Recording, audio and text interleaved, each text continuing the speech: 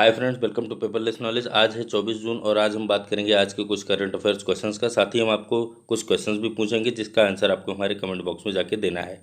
तो अभी तक अगर आपने हमारे चैनल को सब्सक्राइब ना किया तो इसे सब्सक्राइब कर लें और बगल में दिए हुए बेल आइकन को जरूर प्रेस करें, जिससे हमारे हर वीडियोज़ की नोटिफिकेशन आप तक मिलती रहे। और साथ ही आप हमारे टेलीग्राम ग्रुप से भी जुड़ सकते हैं। टेलीग्राम ग्रुप का लिंक हमने अपने डिस्क्रिप्शन बॉक्स में दे रखा है, वहाँ से जाके आप डेली की PDF फाइल डाउनलोड कर सकते हैं। तो चलिए बात करते हैं आज के क्वेश्चंस का। तो यहाँ पे आपसे पूछा गया था, पाकिस्तान क्रिकेट टीम ने, यहाँ पे आप टीम की जगह बोर्ड कर लीजिएगा, पाकिस्तान क्रिकेट बोर्ड ने किस बल्लेबाज को राष्ट्रीय टीम का वनडे कप्तान नियुक्त किया है। तो यहाँ पे आपका 4 ऑप्शन दिया गया था, जिसमें आपका आंसर जो है वो है बाबर आजम। बाबर आजम को पाकिस्तान क्रिकेट बोर्ड ने, जो कि वहाँ के बल्लेबाज के रूप में ये क्रिकेट टीम में खेलते हैं, उन्हें वनडे टीम का कप्तान नियुक्त किया। ठीक। दूसरा क्वेश्चन आपसे पूछा गया था, पर्यावरण एवं वन मंत्रालय का सृजन कब किया गया था। तो यहाँ भी आपका 4 ऑप्शन दिया गया था। इसमें जो आपका सही आंसर है वो है ऑप्शन ए, 17 सितंबर 1985। 17 सितंबर 1985 को पर्यावरण एवं वन मंत्रालय का सृजन किया गया था। चलिए बात करते हैं आज के नेक्स्ट क्वेश्चन की। नेक्स्ट क्वेश्चन है, भारत में डिकार्बोनाइजिंग ट्रांसपोर्ट इन इंडिया प्रोजेक्ट कब लॉन्च किया जाएगा। यहाँ पे आपका 4 ऑप्शन दिया गया है। इनमें से जो आपका सही आंसर है वो है ऑप्शन डी, 24 जून। 24 जून को भारत में डिकार्बोनाइजिंग ट्रांसपोर्ट इन इंडिया प्रोजेक्ट की लॉन्चिंग होगी। और साथ ही आपको ये बता दें कि भारत 2008 से ITF का सदस्य रहा है, जो परिवहन नीति के लिए एक अंतर सरकारी संगठन है।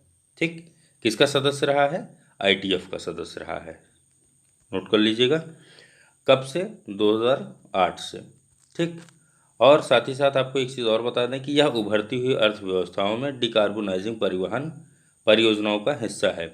यहाँ पे डिकार्बोनाइजिंग परिवहन की हम बात कर रहे हैं, इसे आप DTEE से भी प्रदर्शित करते हैं। ठीक है, कहीं कहीं ये लिखा मिलेगा आपको। चलिए अब आपको एक चीज़ और बता दें कि भारत, अर्जेंटीना, अजरबैजान और मोरस्को के वर्तमान प्रतिभागी हैं। ठीक। DTEE में भारत, अर्जेंटीना, अजरबैजान और मोरस्को के वर्तमान प्रतिभागी हैं। इसका उद्देश्य क्या है? इसका उद्देश्य मतलब इस परियोजना के माध्यम से एक मूल्यांकन ढांचा तैयार किया जाएगा, जो भारत सरकार को वर्तमान और भविष्य की वर्तमान चुनौतियों पर विस्तृत रूप से इनपुट प्रदान करेगा, जो कि कार्बन डाइऑक्साइड उत्सर्जन से संबंधित है। अब यहाँ पे DTEE की मैं बात कर रहा था, तो उसका आप पूरा नाम लिख लीजिए। DTEE का पूरा नाम डिकार्बोनाइजिंग ट्रांसपोर्ट इन इमर्जिंग इकोनॉमिक। फिर से बोल दे रहा हूँ, डिकार्बोनाइजिंग ट्रांसपोर्ट इन इमर्जिंग इकोनॉमिक। ठीक। और ITF की यहाँ पे हमने चर्चा किया था। तो ITF का मुख्यालय कहाँ है? ITF का मुख्यालय पेरिस में है और यह एक अंतर सरकारी संगठन है, जैसा कि हमने अभी आपको अपने क्वेश्चन के 20 में भी बताया। ठीक। चलिए नेक्स्ट क्वेश्चन पे चलते हैं। नेक्स्ट क्वेश्चन हमारा, संयुक्त राष्ट्र लोक सेवा दिवस कब मनाया जाता है। यहाँ पे आपका दूसरा क्वेश्चन है। तो इसमें आपका जो 4 ऑप्शन दिया गया है, इनमें जो आपका सही आंसर है वो है आपका 23 जून। 23 जून मतलब ऑप्शन बी आपका यहाँ पे सही है। 23 जून को हम संयुक्त राष्ट्र लोक सेवा दिवस मनाते हैं। वहीं भारत में सिविल सेवा दिवस हम प्रतिवर्ष 21 अप्रैल को मनाते हैं। ठीक। यहाँ पे आप नोट कर लीजिए कि यही दिवस जो मनाया जाता है ये भारत में 21 अप्रैल को मनाया जाता है। ठीक। आपको आगे बता दें कि 20 दिसंबर 2002 को प्रस्ताव 57/277। ठीक। इसे आप 57/277 भी कह सकते हैं। फिर से बोल दे रहा हूँ, 20 दिसंबर 2002 को प्रस्ताव 57/277 को अपनाकर संयुक्त राष्ट्र महासभा ने 23 जून को संयुक्त राष्ट्र लोक सेवा दिवस के रूप में मनाने का निर्णय लिया। ठीक। कब निर्णय लिया? 23 जून संयुक्त राष्ट्र लोक सेवा दिवस को मनाने का निर्णय लिया था। ठीक। इसका उद्देश्य क्या है, क्यों मनाया गया इसे? तो समाज के विकास के लिए सार्वजनिक सेवा के मूल्य को युवा पीढ़ी समझ सकें, इसलिए उन्हें सार्वजनिक क्षेत्र में कैरियर बनाने के लिए प्रोत्साहित किया जा सके, इसलिए इसे मनाया जाता है। अब 2020 के लिए इसका महत्व क्या था, तो यहाँ पे नोट कर लीजिए। जैसे कि आप लोगों को पता ही है कि 2020 में अभी कोविड-19 की महामारी के वजह से हर सेक्टर में कुछ न कुछ कमियां, कुछ न कुछ उथल पुथल हुई ही हैं। तो उसके माध्यम से आपको बता दें कि कोविड-19 विश्व महामारी के कारण वित्तीय संकट, शिक्षा प्रणाली, सामाजिक जीवन आदि बाधित हो गए हैं। और इस साल संयुक्त राष्ट्र लोक सेवा दिवस फ्रंटलाइन वर्कर्स को सम्मानित करता है, जिसमें स्वास्थ्य सेवक, स्वच्छता, जनसेवक, सामाजिक कल्याण समूह आदि हैं। ठीक, चलिए नेक्स्ट क्वेश्चन पे चलते हैं। नेक्स्ट क्वेश्चन है, सूचना व प्रसारण मंत्रालय और किसने संयुक्त रूप से कान फिल्म मार्केट 2020 में इंडिया पवेलियन की स्थापना की। तो यहाँ पे आपका 4 ऑप्शन दिया गया है। इसमें से जो आपका सही आंसर है वो है ऑप्शन डी, FICCI, फिक्की। सूचना व प्रसारण मंत्रालय और फिक्की ने संयुक्त रूप से कान फिल्म मार्केट 2020 में इंडिया पवेलियन की स्थापना की। ठीक, आपको बता दें कि यहाँ पे बात की गई है सूचना व प्रसारण मंत्रालय की। तो वर्तमान में सूचना व प्रसारण मंत्रालय के मंत्री प्रकाश जावड़ेकर जी हैं।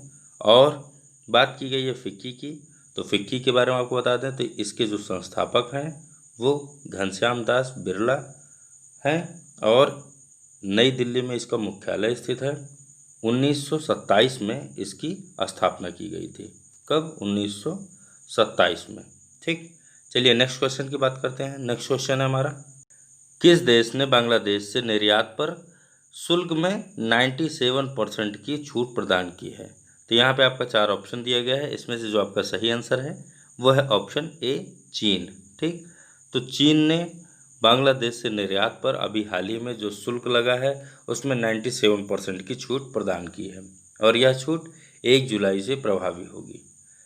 आपको बता दें कि पूर्व में बांग्लादेश की प्रधानमंत्री शेख हसीना और चीनी राष्ट्रपति शी जिनपिंग के बीच द्विपक्षीय संबंधों को उन्नत करने के लिए चर्चा हुई थी और उस चर्चा में उन्होंने यह प्रस्ताव पारित किया कि बांग्लादेश से जो निर्यात होगा उसका शुल्क में 97% की चीन द्वारा छूट प्रदान की जाएगी।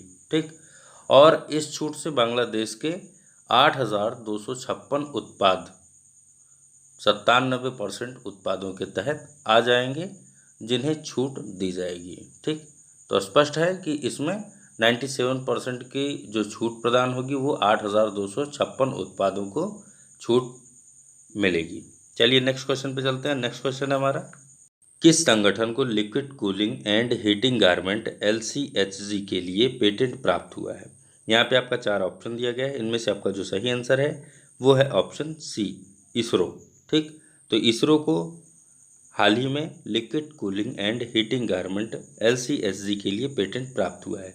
इसरो की बात की गई है तो आपको बता दें कि जो इसरो के इस समय चीफ हैं वो के सिवान जी हैं और यहाँ पे बात की गई है liquid cooling and heating garment. Garment means आप समझ रहे होंगे ये कपड़ा है। ठीक, लिक्विड कूलिंग एंड हीटिंग, तो यहाँ पे आपको बता दें कि ये liquid cooling and heating garment जो है ये विशेष परिधान जैव संगत कपड़ों से बना होता है और तापमान को नियंत्रित करने के लिए और कपड़ों के बाहर तरल पदार्थ को नियंत्रित करने के लिए एक प्रणाली है।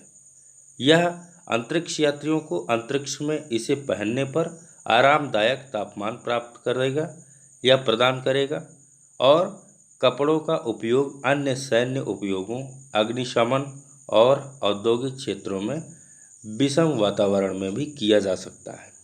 ठीक, तो चलिए नेक्स्ट क्वेश्चन पे चलते हैं। नेक्स्ट क्वेश्चन है हमारा, विद्याबेन शाह जिनका हाल ही में निधन हो गया किस क्षेत्र से जुड़ी थी। यहाँ पे आपका 4 ऑप्शन दिया गया है। इनमें से जो आपका सही आंसर है वो है ऑप्शन डी, सामाजिक कार्य।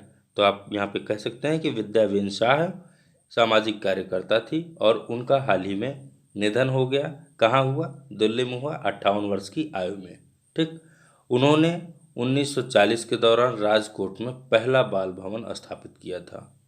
वे बाल कल्याण क्षेत्र में अग्रणी थी और उन्होंने भारतीय बाल कल्याण परिषद ICCW के तहत उसकी अध्यक्षता की और 1992 में पद्मश्री और 1986 में बाल कल्याण के क्षेत्र में उत्कृष्ट सेवाओं के लिए राष्ट्रीय पुरस्कार से भी सम्मानित किया गया उनको।